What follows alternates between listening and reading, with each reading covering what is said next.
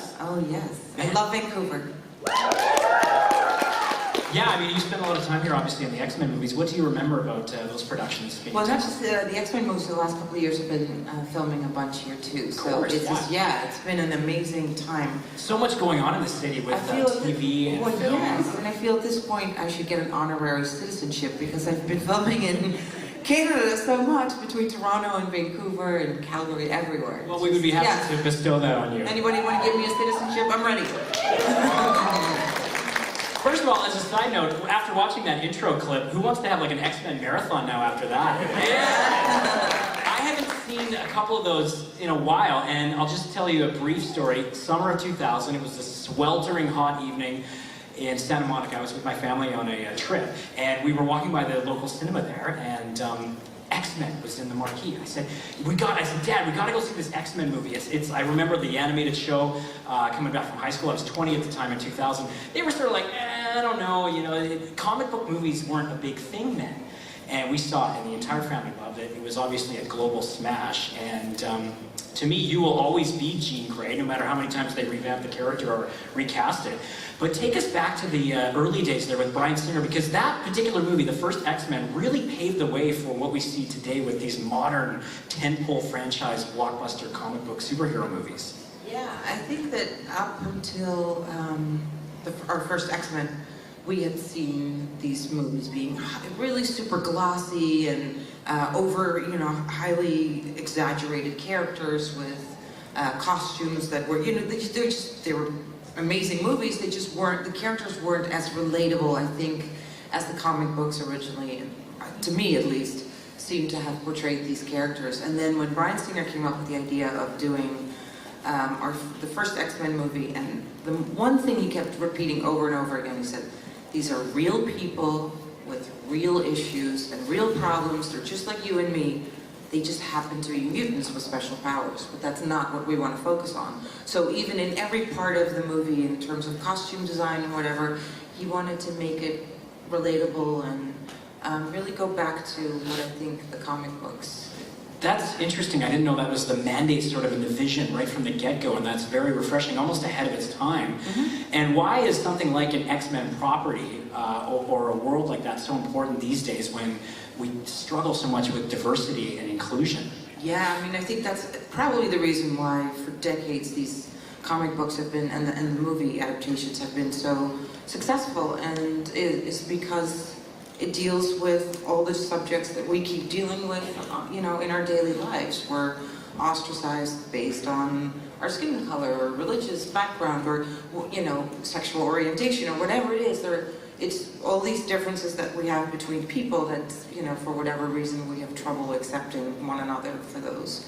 And that's really what the X-Men comics have dealt with. And what the other thing that I think, what I've always been very proud of in the X-Men series is the strong female characters. Because, yeah, right? It was so wonderful that, and I want to, I think Bryan Singer can take a lot of credit for that. I mean, obviously the characters were already written, but the fact that he chose to have so many in the first X-Men movie and really focus on them. Yeah, and speaking of strong female roles, a couple of years before that, of course, there was Xenia Onatopp, one of the best unnamed in James Bond history. Yeah, and that was the first movie featuring Pierce Brosnan, and that franchise has changed a lot. What do you remember, or what do you take away from working on a Bond film? Well, I mean, speaking of something having been around for 50 years, they kept reinventing, or they continue to reinvent themselves by changing the Bond, and hopefully one day we'll have a female Bond. That would be fantastic, and I think so too. I'm ready. And but I think it's really amazing what they've done, because it's a genre that you would have thought would have outdated itself, with these women that were largely seen as sort of props and highly sexualized and then, with time, over time, and certainly with a character like Xenia Onatopp, and I fought very hard for that, is to make sure that she wasn't the traditional Bond girl, that she was somebody who was strong, who could stand up to him. So that really, I think, for me, was ultimately my breakthrough even though it was a very specific tone and a certain character and a Russian, and I had to prove afterwards that I could actually speak like a normal American sort of could speak, and I did know English, and even though my own name's funny, that I wasn't like Xenia Onatopp, but it put me out there and it changed everything. But that role was a game changer because you mentioned you brought an edge and a ferocity to that the Bond franchise hadn't really examined when it came to female roles. Like you say, they were mostly relegated to highly sexualized, sort of paper-thin characters. Yes. But that was a real interesting twist, I think, and it paved the way for later films and roles as well. Yeah. And I sort of felt at the time I had nothing and everything to lose in a way, because I had been a model prior to being an actress, and so all that stigma I was already living with of, oh, the model turned actress, she can't act, and she's going to be around for maybe a movie. And, so I really felt very strongly that I had to prove myself. But at the same time, nobody knew who I was, and I had done a couple of little movies prior to GoldenEye, but nothing that anybody would know or remember, and so I thought, I'm just going to go for it. But it's funny, when I saw you in X-Men, I'm like, oh, that's Xenia Onatopp. But no one knew who Hugh Jackman was. It was like, who's this guy playing Wolverine? Oh, he's pretty good. Well, that's the interesting part. I actually auditioned him. I mean, it's funny how just, with time everything changes, obviously, but yeah, we lost our Wolverine on the first X-Men movie due to the fact that he had another actor had another movie and it was going over, and so they had to recast the part. And then Hugh, who was mostly known for his Broadway performances, was called in, and they said, oh, we're going to have this actor named Hugh Jackman who's going to come in, so can you please read with him? We were already filming at that point. Really? Yes. Now, of course, I have to probably read with Hugh to get a part in a movie with him, but probably won't even remember my name. And you've also done a lot of television. Hemlock Grove. Tell us about your experience working on that show. That was a very special one. Well, filmed in Toronto for 3 years. It was really exciting. A great character, very diabolical. For whatever reason, I'm always asked to play these really outrageous women over, the span of my career, between like Nip Tuck and How to Get Away with Murder. Yeah, thank you. And on the Blacklist, Redemption, and just, they're very strong, opinionated women, with a twist and some agenda and whatever, and then and then there's me.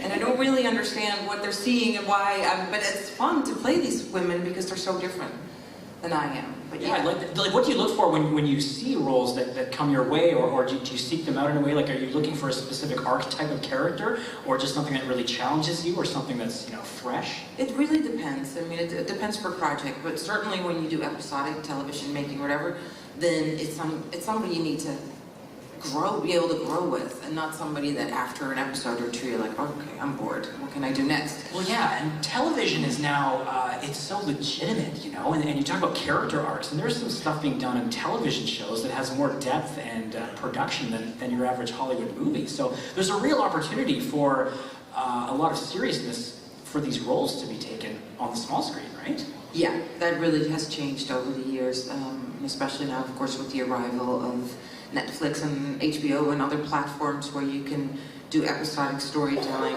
really high quality with the best writer, directors, actors, everybody in the business, and really take the time to unfold that story and tell that story and have character development in a way that I guess in film you can't do as much anymore, because we have these big, wonderful movies like X-Men. But there's a lot of plot, and there's many, many characters, so you don't have that much time for character development. And then we have the tiny little independent films, and whatever was in between, traditionally the romantic comedies and all of those are almost gone. So we now have this wonderful new-ish platform of where we can tell other stories over a length of time, and I think it's been an amazing, especially for us women, I think it's been a game changer, because now all of a sudden we are castable again in a way that we haven't been, because they want young people often for the big blockbuster movies, or they're just that window or that time where you could work, that's kind of gone, and it's now really on television or episodic, what we want to call it. So it's a very exciting time, I think.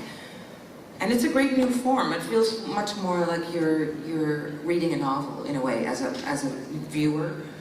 because you can, at your own pace, you can decide, do you want to watch the first, 3 episodes, or do you want to binge watch the entire thing, or, it's just like a book. You decide when you want to put it down and when you want to read it.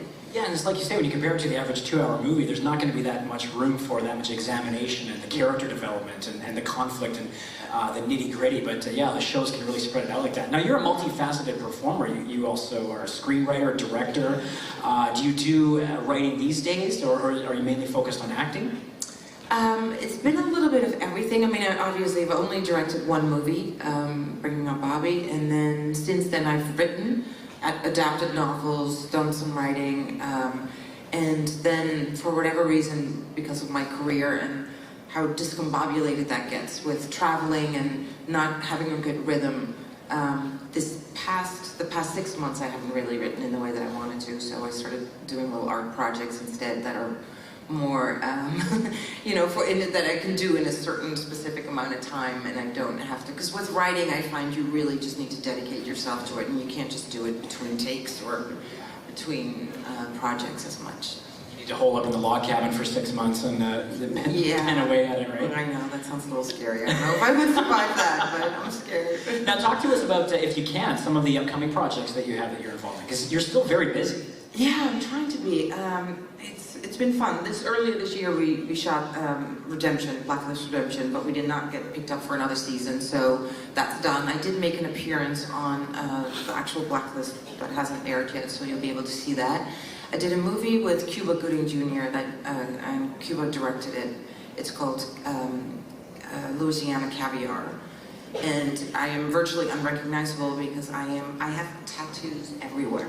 I designed this complete character. This was so much fun. Your hair is kind of short too, really right? Short hair, it was a wig, and tattoos everywhere. And it was so much fun to just in between, while we were filming, I would just go like, oh, I need to go get a coffee or something, and I would just walk into a place, and I was treated so differently because I looked so differently, and in the hotel, when I would come in at night, because we tried, it was very time consuming, these tattoos.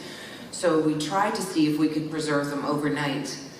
So I had to sleep, with no movement. And it's so humid in New Orleans anyway, so it's really difficult not to sweat them off to begin with, and with wardrobe changes and all of it. And I was allowed to shower, but not rub anything, and no oil, which is really hard for me. So, but just the change in people's perception and how I was treated. Was that kind of liberating for you as well? It was, really, yeah. I thought, wow, I gotta just think that through, and how clearly I think with the way I look, sometimes I can appear standoffish to people, or intimidating maybe, and I'm so tall, which doesn't help.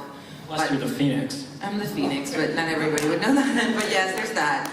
But this, everybody was just talking to me, and yeah, it was fun. What kind of role is that one for you? Who do you sort of play? I play a lesbian photographer who's somewhat of a predator in the way that we've seen lately in the news. So yes, she loves women, and she doesn't mind going after anybody, to the point where it gets her in trouble. And how is it to work with Cuba Gooding Jr.? He's amazing. He is so energetic. I don't know where that man's energy comes from. I mean, you can see it on screen, obviously, but then to see him... Still like that guy jumping up and down at the Oscars when he won for Jerry Show me the Maguire. money, yeah, exactly. So to see him go between, behind camera, in front of the camera, and he was wearing these cornrows, and he had this hair and cornrows, and yeah, he's great. I think he's a really good director. I can't wait for the movie to come out. Okay, excellent. Let's talk Taken, because I love those movies as well. What was it like to work with Liam Neeson on those thrillers?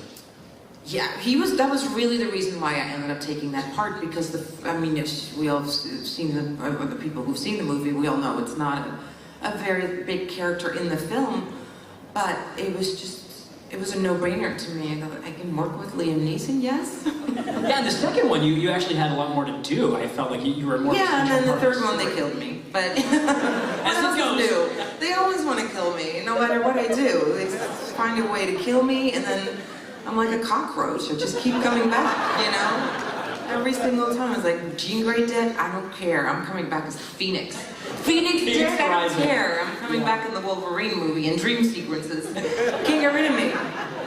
I also love the Blacklist, and it's too bad that Redemption only went one season, but talk to us about that experience, because that seemed like a fun role as well to tackle. It was. I mean, it's episodic is very challenging. It's something I'm not used to as much. I've done Nip Tuck.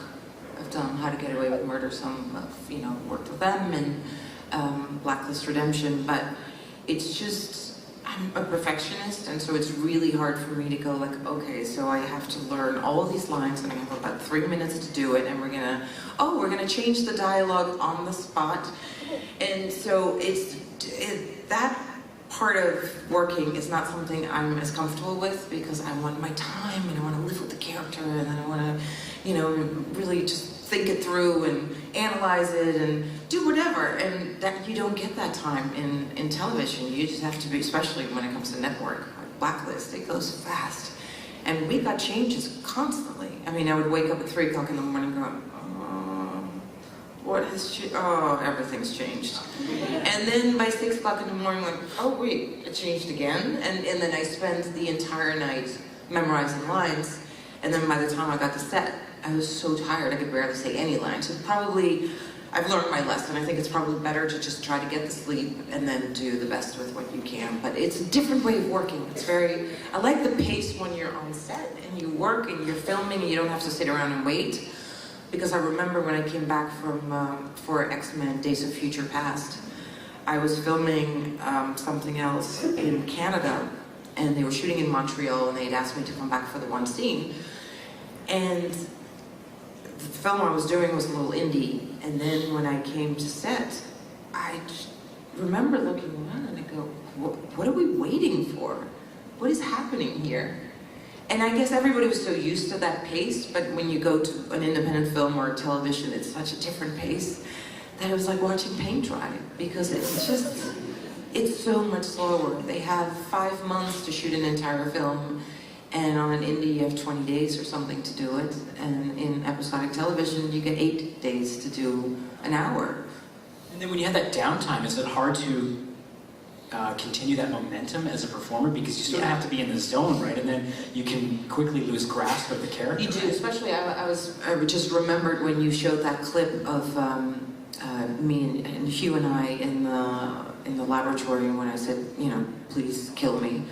I was in that state for probably the entire day of filming, because it took a really long time to shoot that scene, and of course, obviously, he gets thrown against the wall, and there were stunts involved, and there was just a lot of stuff happening, and I couldn't break it. I didn't want to break it, but it's mentally very exhausting when you do that, and I'm sure it's much better, again, to just go like, all right, I'm just gonna have fun, dance a little, do whatever, have some food, and then go back to it, but I don't trust my own instincts as an actor, and I feel like you just have to go sit in there. In that waddle, in that misery. All right, let's open it up to some questions, and we'll just sort of go back and forth. Well, I would learn from Jean how to have 2 men fall in love with you at the same time. Seems amazing. And then from Olivia, I guess I would do that on a day when I really didn't want to see anybody, because that woman was so standoffish. That may be, when I'm in a crowd somewhere and I'm not a fan of crowds. I always get a little claustrophobic, or in an elevator when people are too close for comfort. I think maybe then I would take some Olivia standoffish traits with me. Thank you. Thank you.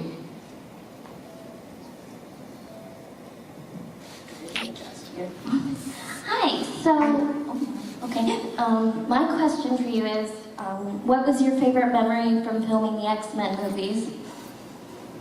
Well, I think it was just that I did it over a span of about 14 years, and in that time, as you can imagine, all the people I worked with, their lives changed, they had children, they had divorces, they had, things happening to them, so we just, as a group, went through a lot, and it's really fun to get reacquainted with them over time, and see them and do, especially because we had so much promotional traveling going on, and we would travel to Japan together, or Europe, or whatever. So I think the moments of just spending time with my co-stars, who are all just lovely, that was my fondest memory.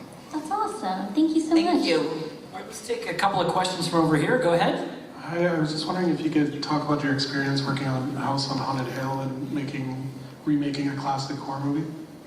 Yeah, it's always a little scary when you get into that territory of redoing something that's been successful or people have liked for very specific reasons. But I try in those cases not to put too much weight on that and really give it my own spin and hope that, and make it real for me.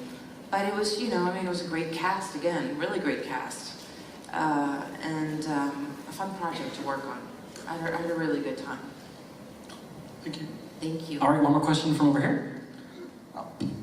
Hi, my question is, you had a small cameo there in Days of Future Past, and like Sir Ian McKellen or Patrick Stewart had larger roles as older versions of themselves. Were you ever considered or approached to have a larger role in that movie? And I was curious, would you ever consider reprising your role as Jean Grey in the future? I came back because they asked me to come back because they said, we have this idea of bringing back the characters and we want to keep it all very secretive. And so whatever was written was there. I didn't turn anything down. I didn't change anything. It was just there. I was never asked to play a bigger part or anything like that. And it was, because I've been part of that franchise for so long, it's just something that I felt was a good idea. And it paved the way for Sophie Turner to play Jean Grey because otherwise the character couldn't have been reprised by anybody. So I think it's turned out the best for everybody that it happened that way. Awesome. Thank you. All right, over here, sir. Hi, you've had the chance to play a lot of range of characters, and so I guess my question is, will you go on a date with me and be my girlfriend? It's always one. Next. Nice try, pal. Okay, let's go over here. Go ahead, sir. You gotta admire the cojones on him. I was wondering what it was like acting on Star Trek with Patrick Stewart. Oh my God, I was so fresh off the boat. I was born and raised in the Netherlands, and I spoke Dutch for the first 20 years of my life, exclusively Dutch, and nothing else. And when I came to the United States at the age of about 21, 22, originally not as an actress, but as a model, and then, after that I went to Columbia University and I tried to, do different things. But when I finally was cast in that, it was something that I was so intimidated by the dialogue that I had to say, because first of all, my English wasn't that great.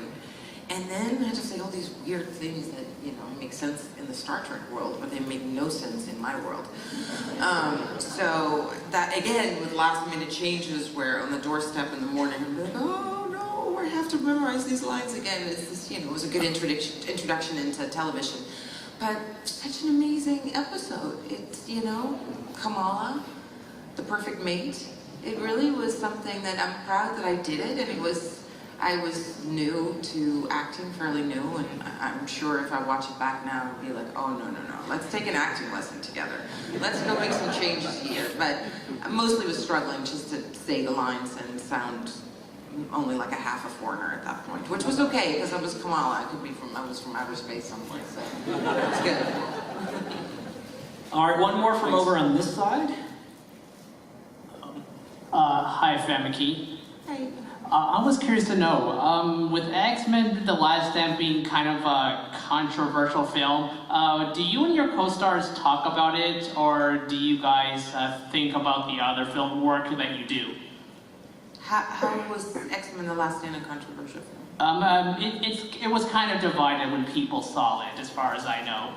Oh, you mean in terms of Yeah, I think perception? with Bryan Singer maybe not directing it, it had a different feel to it. Yeah, exactly. And I think the thing with sequels to movies and a franchise is that over time, different voices come in.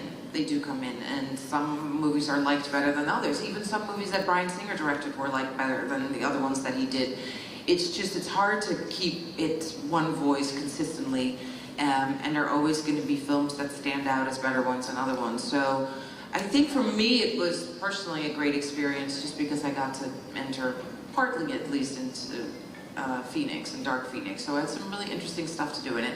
And I'm sure everybody's super excited about the new one coming out with an actual Phoenix story line. Yeah, that's right. Yeah, and I mean, yeah, sure, it was a flawed movie, but there was a good arc to your character there, so there was some finality to it as well, right? Yeah, I think a lot of people were just upset because so many of our characters were killed off. Oh yeah, that's understandable. You know, that kind of left. But I mean, eventually the door opened for Brian to make Days of Future Past and come up with a way to bring them all back again.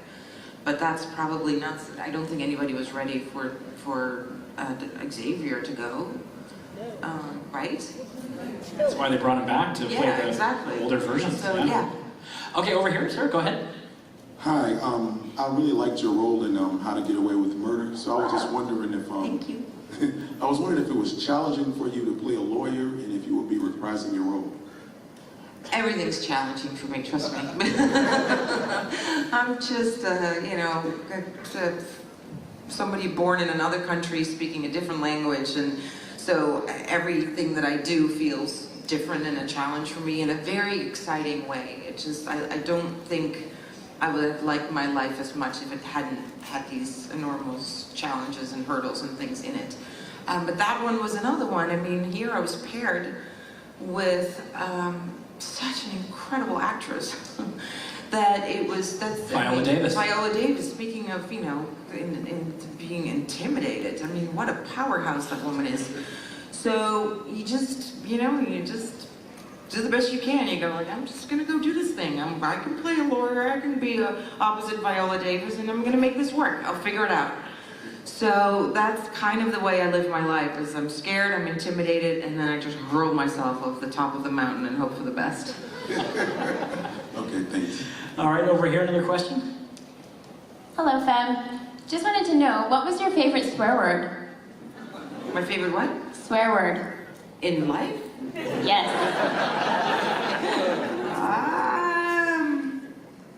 You gotta think about that I'm one. gonna go super PG with this one. In Australia, they say crikey. I don't know why. I like it so much. It's such It's like crikey. Yeah, and crikey. And then and then in the old movies that I watch a lot from the 1930s, they say nincompoop. What an amazing word nincompoop It's a good word. is, right? Nincompoop. We'll go with that. Trust me, I say all the other curse words as much as anybody else, but I'm gonna go with the original version. Here. Sounds good, going old school. Yeah, old school. Thank you. All right, one more question from this side. Go ahead. Hi, I was wondering how you felt about Sophie's interpretation of a younger version of your character. I think she's a lovely actress, and I'm really excited that that franchise finds a way to continue going. So she reached out to me after she was cast, and she asked me if I had any pointers for her, and she was very complimentary of my depiction of Jean Grey over time, and I wrote back and I said, you're an incredibly gifted actress. No matter what you do, it's going to be amazing. I can't wait to see it, and that's how I felt, and I still feel. So I can't wait to see what she's done in the new Phoenix movie. All right, over on this side. Hi there. Hi. You're in a crowd of a lot of different fandoms. I was wondering, what are the things that you geek out and get excited for? That I geek out? Yeah, movies or TV shows or comics. You know, I geek out a little bit over science and stuff. I mean, I'm going all the way geek and nerd. Like, I get super excited about this article that I just read about, you know, like I said, I'm from the Netherlands, and they found some way of farming and exporting tomatoes and things where they use 90% less water. And I'm going like, wow, this is, you know, the future. We should all team up together and find a way to do this. So that kind of stuff, or about planetary things that I read, that I'm going super nerd. Are you into science fiction at all when it comes to books or movies? No, I don't know. I mean, and then everything's old school. I think I was born and raised in the wrong time. I like The Shining and, you know, movies like that. It can't get too gory. It's fine if the blood comes out of the elevator like it does in that movie, but I can't see, like, heads explode. Okay, over here, go ahead. Hi. Hi. You've always done really strong female characters that I really connect with as a woman. I don't feel your characters are objectified for male gaze. I really empathize with them. You talked about pushing for Xenia with the director. I was wondering if you could talk about standing up for your characters in order to give them that quality. Yeah, I mean, to me, it's really important. I was raised by a very strong mother, who in turn was raised by a very strong mother, and I have 2 sisters, 4 nieces. I come from just a family of women for some reason. There are some men floating around. They're not important. It's really about the women, and they're strong women. So it's something that I've always, and the movies I've watched over time, and again, going back to the old movies I watched, for whatever reason, I always go back to movies from the 1920s and 30s because women were the female protagonists in those films. They were allowed to be funny and quirky and beautiful and sexy and everything and smart all at the same time. And so I find that still, to me, the most interesting time for women in film. I think now it's a good time. We're seeing a lot of changes happening as a result of this, movement in episodic storytelling. But I do believe, for me, as a responsibility as a woman, I have to try to really make these women as not only strong, because strong is not only what we are. We're complex, and we should be allowed to be a little bit of everything. But what comes with me is strength, just because of the way I was raised and because of the way I had to learn to be in male-dominated businesses, like the fashion world that I had to grow up in, and Hollywood, obviously. And so it's just something that I've had to fight really hard to stay up and get parts and live and compete in very competitive environments like that. So it's something that I don't take lightly what I do. I love what I do, but I also know that with that comes a responsibility to people like you who want to have women to look up to, who want to have characters they can identify and associate themselves with. So I try to look at it that way, and if I feel that in whatever way they're objectified, and this is going to be completely, it came up in a movie recently, I won't name many names, whatever, but I was asked to take off my top, and it felt an entirely gratuitous moment that had nothing to do with what the story was about, or wouldn't have moved, didn't work for the character, and I really had to fight and stand up to make sure that didn't happen. And so it's just, you have to be protective of yourself, but you also have to be protective of your character, and you have to have an understanding of the larger platform that's involved in that. I hope that answers. Thank you very much. Great question, though. Thanks for that. Yeah. Thank you, yeah. All right, we're running out of time, so we just have enough time for one more question, and we'll wrap things up. What was your favorite scene to shoot in the X-Men movies? My favorite what? Scene to shoot. Oh, boy. I mean, as much as it was dreadful, the one that I just talked about, in a way, because it was so emotionally draining, but I still really enjoyed the scene where I hurl Hugh against the wall. I don't know why. Call me crazy. Why was The Last Stand so draining for you? Was just the nature of the character, or was it based on what you were going to do? Scenes like, no, it was just scenes like that, just because right.